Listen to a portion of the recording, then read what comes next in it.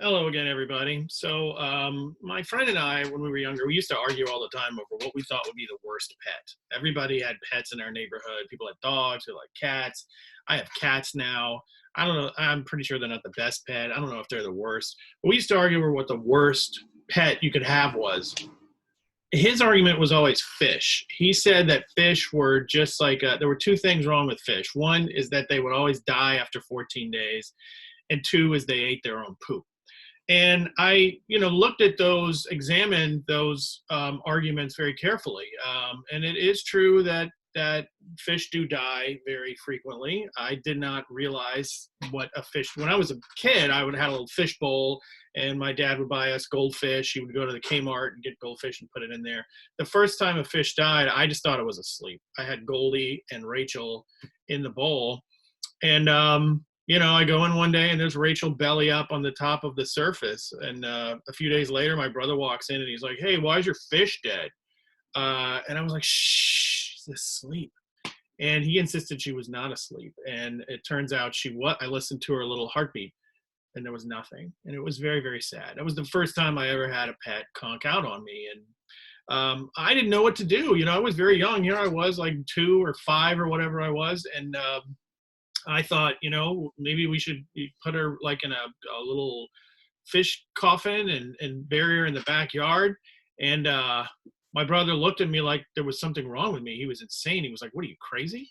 And he just picks the goldfish up and he takes it to the bathroom and he drops it in the toilet and he flushes it. And that was it.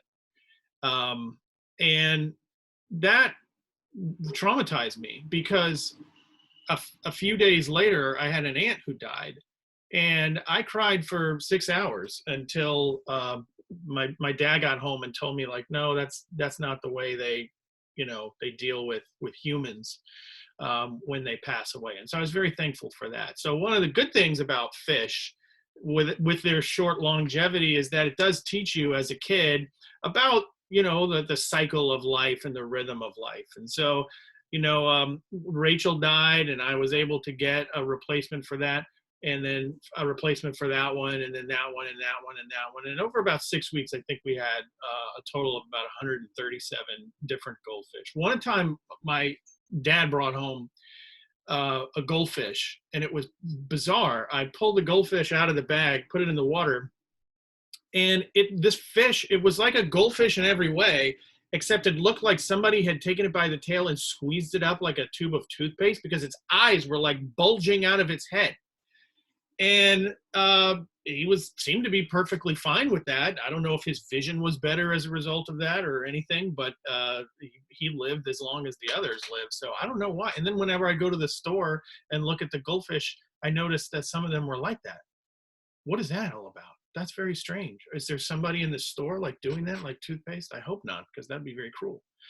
And so it is true that they don't live very long. But his other argument was that they eat their own poop. And this is not true. I studied it, and it's not totally true. It is true that here's what I think is happening. Okay, fish do poop, and and thankfully it's not really a messy thing. It's like a little piece of twine. And I think what fish do is they just eat anything in the tank. It's not that they are like, "Oh, poop, let me go deliciously dine on that." They're just eating whatever's in the water. In fact, what I notice is they don't actually eat the poop. A goldfish will see it, absorb it, move around, and then spit it right back out. And it'll float right back out. And then eventually you'll have to clean it. So that was not actually true either.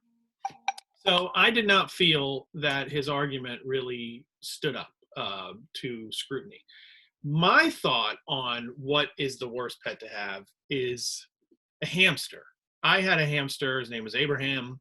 My son later would have a hamster. He named him Robert.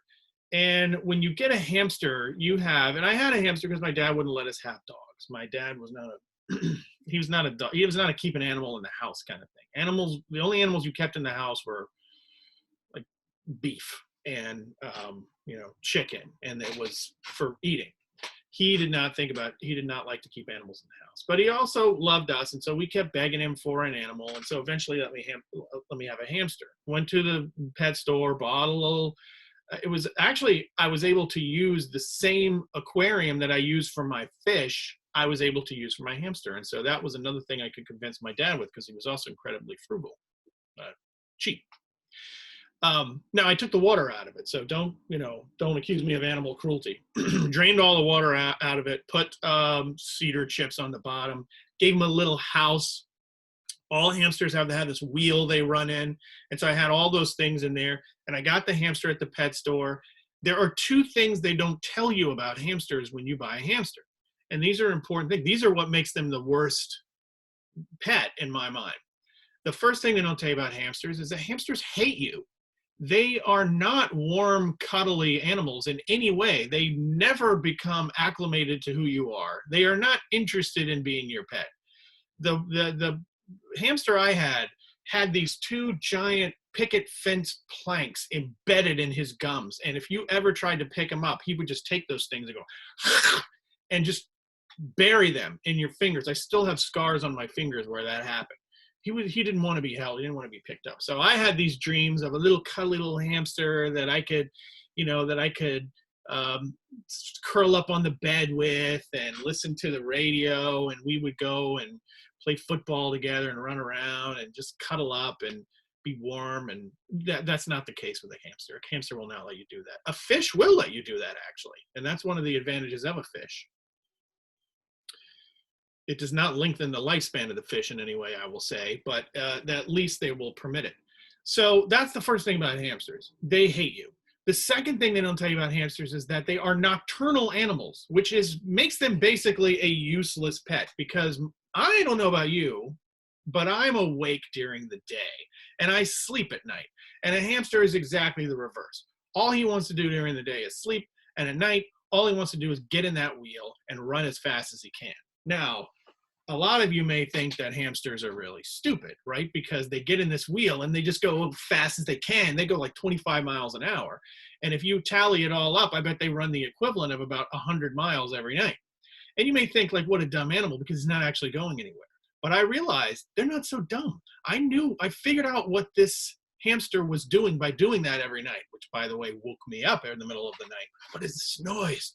It's an animal in a wheel going nowhere. But what he was doing, do you know what he was doing in that wheel? He was training. He was preparing, because he knew his moment would come and he could get out of this aquarium. And one day I got home from school and I went to my room and I looked at that aquarium. And this is part of the story, is absolutely true. I kid you not. The little house was turned over. The wheel was turned over on top of the house. The grate on top of the little aquarium was pushed back, and that hamster was not in that aquarium anymore.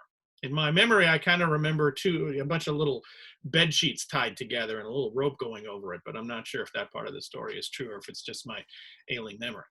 But that hamster was gone. And I realized then that's what he had been doing all that time, was practicing. He wanted to run as far away as he could, and he knew he had the stamina to do it. It was like those guys who escaped from Alcatraz and knew they had to swim all across San Francisco Bay, so they had to train to do it, only they couldn't because they were prisoners. But he could, because I gave him a wheel and he used it, and he got away from there as fast as he could. Now, one thing about hamsters that you should know, and this is to your advantage, they cannot use doorknobs. So he could not get out of the house. So my brother and I looked for him. We knew we had to find him. We found him in my dad's closet. He was way in the back in a boot. And it was good that we found him, because if my dad had found a hamster in there, he would have just shot it. My dad had a really kind of frontier attitude toward animals and things of this nature. So he would have just taken him out. So thankfully we were able to save him, put him back in. I did leave him with the wheel, but I secured him a little more, but sadly he passed away too. And that was a very sad thing. So, so the one thing I will say about fish, of all the fish I had, none of them ever tried to escape except one. And that was Frederick. Frederick tried to escape. He didn't get very far, I will say. Once he got out of the bowl, he pretty much just flopped around on the table, and I was able to put him back in. But the other fish, they didn't go anywhere. So there's your case right there. People want to know, what is the worst pet? It's got to be the hamster. Don't let anyone tell you it's a fish. It's not. It's the hamster. But I'm sure whatever pet you have is a pet that you love, and so make sure you take care of it, be responsible for it, feed it every day, love it, and if it tries to escape, make your cage more foolproof. So thank you for listening. Looking forward to seeing you guys again tomorrow. Be sure to let me know if you have any questions, and I'll catch you on the flip side.